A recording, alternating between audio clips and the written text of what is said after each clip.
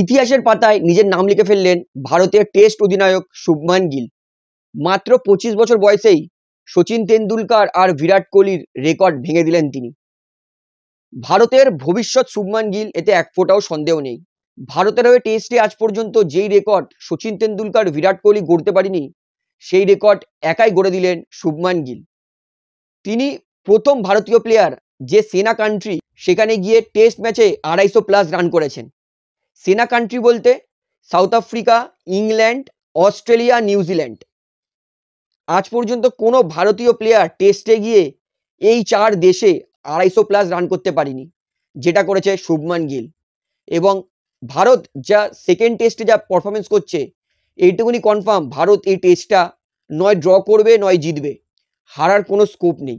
269 রানে শুভমান গিল আউট হয়ে গেলেও তার কিন্তু এই ইনিংসটা পুরো ক্রিকেট বিশ্ব সারা জীবনের জন্য মনে রাখবে। এবং শুভমান গিলকে পাবলিক ভিউ কলকাতার তরফ থেকে কিন্তু স্যালুট জানাই। এই ইনিংসটা কিন্তু সারা জীবন মনে রাখবো।